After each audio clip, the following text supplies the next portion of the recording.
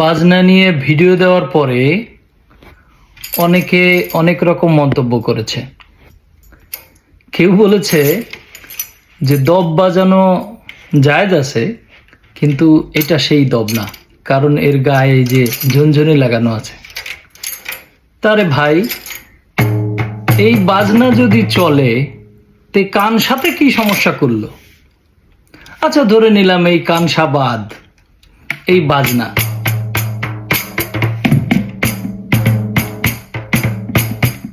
এই বাজনা তো এই বাজনা যদি একটা জায়েজ হয়, তা আর একটা কি দোষ করলো? একটা বাজনা বাজিয়ে সুন্দর একটা তাল তৈরি করার জন্য অনেক কিছুই দরকার হয়। তো তুমি যখন মিয়া বাজনা বাজাইছো, এই দব বাজাইছো, তখন তো এই সমস্ত কিছু ছিল না। তখন তো গিটার ছিল না, হারমোনিয়াম ছিল না, তবলা ছিল না, দোতলা ছিল না। তো তখন তোমার এটা জায়েজ করবে কে? আর সবচেয়ে বড় কথা হচ্ছে, আল্লাহ তো এগুলো কোনো কিছু নিষেধ করেন নাই। আল্লাহ বলেছেন বেফাস কথাবার্তা নিষেধ। তো বেফাস কথা তো আমরা গানে বলি না, বেফাস কথা এমনিতেই বলি। এই যে একটা বিষয় নিয়ে আপনারা তর্ক করছেন এবং যা নিষেধ নয় তা নিষেধ করছেন, এগুলোই তো অবান্তর কথা, এগুলোই তো অহেতুক বেফাস কথা। তো সেটা না করে এই আহম্মক মোল্লার দল, এদের মাথার মধ্যে যে কি আমি বুঝে পাই না, যে এই দব বাজানো জায়েজ হলে এই ঝুনঝুনি বাজানো জায়েজ হবে না কেন? আবার এই যে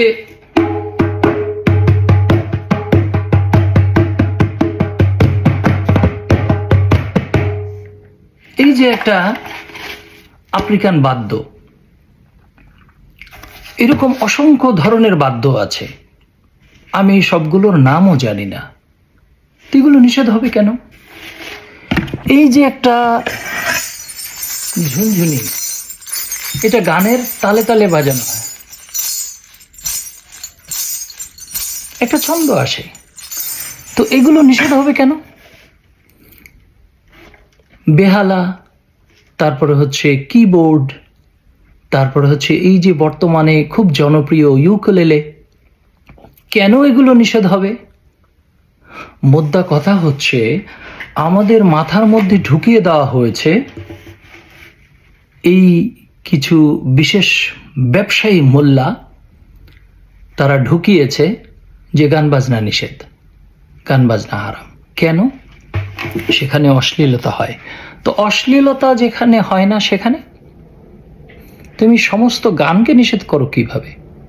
একটা সময় এই মোল্লারা টিভি দেখা হারাম বলতো, কারণ টিভি খুললেই টিভিতে নাচ দেখা যায়, বিভিন্ন অশ্লীল গান বাজনা দেখা যায়, ওই জন্য গোটা টিভিটাকেই নিষেধ করে দিয়েছে।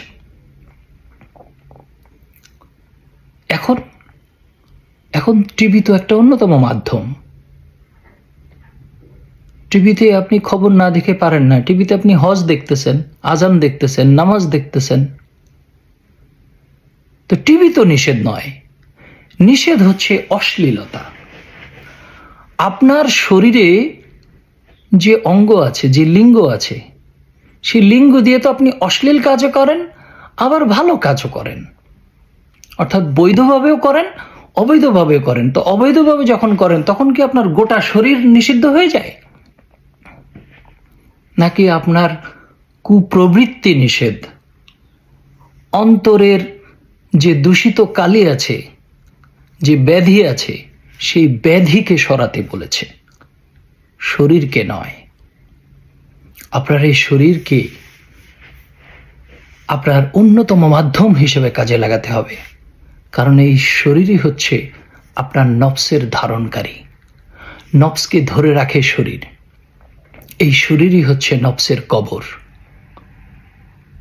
তাই না জেনে না বুঝে একটা অহেতুক মন্তব্য করে বা অহেতুক বিষয়কে আল্লাহর বিধান হিসেবে চালিয়ে দেওয়া, এটা ভয়ঙ্কর অন্যায়।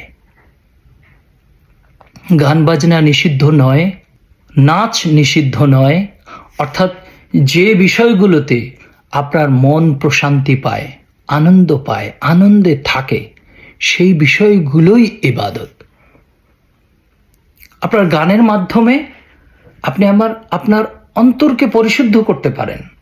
অন্তরের মধ্যে সৃষ্টি, জগৎ, রহস্য, এই সব কিছুর ভাবনা আসে এই গানের মাধ্যমে।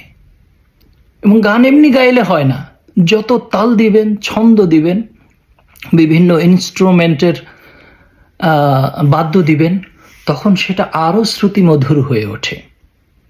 মোল্লাদের কাছে সব আনন্দের জিনিস হারাম। দেখেন, খেলাধুলা তারা হারাম করে রেখেছে, তারপরে আনন্দ উল্লাস, হাসি, এগুলো হারাম করে রেখেছে। কি করতে হবে? সারাক্ষণ মুখ গম্ভীর করে থাকতে হবে। তো এই বিষয়গুলো আসলে অনেক কিছুই বলা যায়। আর আরেকটা বিষয় হচ্ছে, বাদ্য যদি আপনি হারাম করেন, যে কোনো বাদ্য আপনি যদি হারাম করেন, তাহলে আপনার অন্তরের, আপনার বুকের ভিতরে যে বাদ্য বাজছে সারাক্ষণ, সেটা কি করবেন? আপনি যা শুনতে পান না, সেগুলো তো আছে। এই মহাজগতের কোনো কিছুই ছন্দের বাইরে নয়, সুরের বাইরে নয়। সৃষ্টির সকল কিছুই এই সুরের মধ্যে, ছন্দের মধ্যে, তালের মধ্যে আছে। মানুষ শব্দের 5%ও শুনতে পায় না, বা ধরে নিলাম 5% শুনতে পায়। অর্থাৎ 20 হার্টজ থেকে 20,000 হার্টজ পর্যন্ত এই শব্দটা মানুষ শুনতে পায়। তার নিচেও শুনতে পায় না, তার উপরেও শুনতে পায় না। তার মানে কি এগুলো নাই? শব্দ নাই? বাদুর যে শব্দ করে, ভয়ঙ্কর শব্দ, 20,000 হার্টজের অনেক উপরে, যেটা আমরা শুনতে পাই না। তিমি মাছ শব্দ করে, যে শব্দ অনেক উপরে, আমরা শুনতে পাই না, নিচে যখন নামে তখন শুনতে পাই। এরকম প্রতিটা প্রাণীর ভেতরে ছন্দ আছে, তাল আছে, সুর আছে। এই জগতে আমরা যা কিছু দেখি, গাছ, তার ভিতরে শব্দ আছে। পিঁপড়া হেঁটে যায়, তার মধ্যে শব্দ আছে। পাখি নানান রকম গুঞ্জন করে সে ছন্দে ছন্দে গান গায়। গ্রহ নক্ষত্রের শব্দ আছে। এই যে ঘুরছে প্রচন্ড গতিতে, তার একটা শব্দ আছে না? আপনি শুনতে পান না, সেজন্য কি নাই? এই আহাম্মকি চিন্তা ভাবনা থেকে সরে আসুন। সবচেয়ে বড় কথা হচ্ছে, কোরআনুল মাজিদে আল্লাহ বললেন, আমি এমন কিছু নাই এর মধ্যে বলি নাই। এটা স্বয়ং সম্পূর্ণ, এটা নির্ভুল, এটা সার্বজনীন, এটা অবিকৃত, অপরিবর্তনীয় এবং পূর্বের সকল কিতাবের সমর্থক। এবং এই কিতাবের বাইরে তোমরা আর কোন কিতাব গ্রহণ করবে? আমার কোরআন কি তোমাদের জন্য যথেষ্ট নয়? এমন ভাবে বললেন এই কোরআনের কথা। সেই কোরআনে আল্লাহ একটা শব্দ বললেন না গান সম্পর্কে, বাজনা সম্পর্কে, নাচ সম্পর্কে। যা বলেছেন তা হচ্ছে অহেতুক অশ্লীল কথাবার্তা, গালিগালাজ, মন্দ বলা, অন্যকে কটাক্ষ করা, অন্যকে ছোট করা, অন্যকে কুপ্ররোচনা দেওয়া, কুমন্ত্রণা দেওয়া এবং নিজের অন্তরকে কলুষিত করা, এইগুলো থেকে দূরে থাকতে বলেছে। তো গান শুনলে তো কারোর অন্তর কলুষিত হয় না, বরং সে আনন্দিত হয়। সেই আনন্দকে থামিয়ে দেয় হচ্ছে এই মোল্লারা। তা আপনি আনন্দে থাকবেন নাকি সারাক্ষণ এই কলুষতার মধ্যে থাকবেন? গানের মধ্যে যে আনন্দ, যে ভালো লাগা, যে প্রেম, সেগুলো আর কোথাও নাই। এজন্যই মনীষীরা বলেন, যে গান ভালোবাসে না তার ভিতরে আসলে প্রেম নাই। আর প্রেম ছাড়া জগতে কোনো কিছু সম্ভব নয়। অবশ্য এই প্রেম বলতে আমরা আবার নারী পুরুষের প্রেমই বুঝি, কিন্তু নারী পুরুষের প্রেম তো প্রেম নয়, ওটা মোহ, ওটা আবেগ, ওটা কামনা। আসল প্রেম হচ্ছে নফসের সাথে নফসের, অন্তরের সাথে অন্তরের, সকল কিছুর মধ্যে প্রেম অর্থাৎ আবেগ, ভালোবাসা আছে। সেই ভালোবাসাকে চিনতে হলে আপনাকে এই গণ্ডির মধ্যে থেকে বের হয়ে আসতে হবে। কোরআন কি বলেছে সেটা মানতে হবে, বুখারী সাহেব কি বলেছেন সেটা মানা জরুরি নয়। সেটা যদি কোরআনের সাথে মেলে তাহলে সেটা কোরআনেরই কথা, আর যদি না মেলে তাহলে পচা, দুর্গন্ধ, আবর্জনা ছুঁড়ে ফেলো। এমনকি নবী রসুলগণও আল্লাহর কিতাবের বাইরে একটা কথাও বলেন নাই। ওমা ইয়ান্তিকু আনিল হাওয়া ইন হুয়া ইল্লা ওয়াহয়ু ইউহা। আপনি তো নিজ থেকে একটা কথাও বলেন না, আপনি তাই বলেন যা ওহী রূপে নাজিল করা হয়েছে। আপনি অধিকাংশের নীতি অনুসরণ করবেন না, আপনি কেবল আমার নাজিলকৃত কিতাব কোরআন অনুসরণ করুন। আপনি যদি এই কিতাব অনুসরণ না করেন, নিজের মন গড়া কথা চাপিয়ে দেন বা মন গড়া কথা আমার মধ্যে ঢুকাতে চান, তাহলে আমি আপনার হাত টেনে ধরব, গিবা কেটে দেব। এই হুঁশিয়ারিও কোরআনে দেওয়া হয়েছে এবং বারংবার বলা হয়েছে, আমার এই কিতাবের বাইরে তোমরা আর কোন কিতাব, আমার এই বাণীর বাইরে, আমার এই হাদিসের বাইরে তোমরা আর কোন হাদিস গ্রহণ করবে? ফাবি আইয়ি হাদিসিন বা'দাহু ইউমিনুন। তোমরা আর কোন হাদিস গ্রহণ করবে? আবার বলছেন, আমার এই হাদিস কি তোমাদের জন্য যথেষ্ট নয়? আবার বলছেন, আজ আমি তোমাদের জন্য আমার দিনকে পরিপূর্ণ করে দিলাম। আবার শুরুতেই বলছেন, জালিকাল কিতাবু লা রাইবা ফি হুদাল লিল মুত্তাকিন। এই কিতাবে কোনো সন্দেহ নাই এবং এটা মুত্তাকিদের জন্য পথ প্রদর্শক। মুত্তাকি কারা?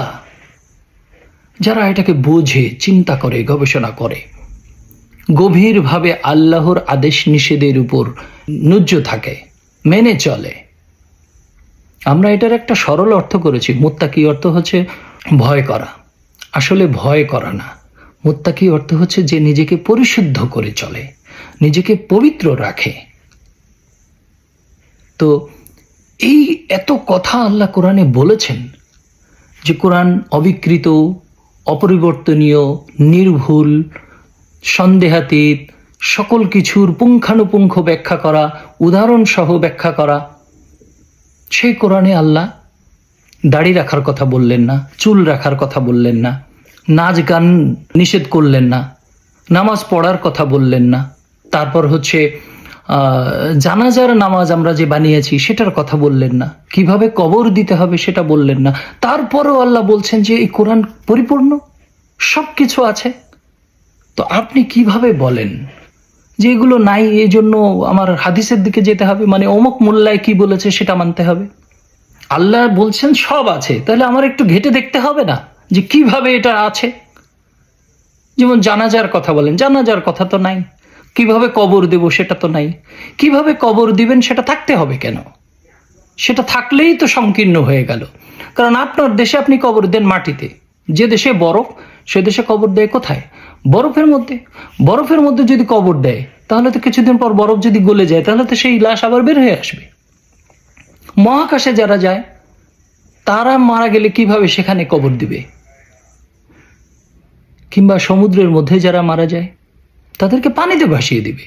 মহাকাশে যারা থাকে জিপার ব্যাগের মধ্যে ঢুকাই আকাশে ভাসিয়ে দিবে। এটাই কবর। মাটি তো কবর নয়, কবর হচ্ছে দেহ। আপনার মৃত্যুর পর আপনার লাশটা যাতে সমাজে, পরিবেশে দুর্গন্ধ এবং আবর্জনা তৈরি না করে, পরিবেশ নষ্ট না করে, সেজন্য আমরা কেউ মাটি চাপা দেই, কেউ পুড়ায় ফেলি, কেউ হচ্ছে বরফের মধ্যে পুঁতে রাখি, কেউ নদীতে ভাসিয়ে দেই। এটার জন্য কোনো নির্দিষ্ট নিয়ম তো দরকার নাই। তো যাই হোক, এটা ভিন্ন চ্যাপ্টার।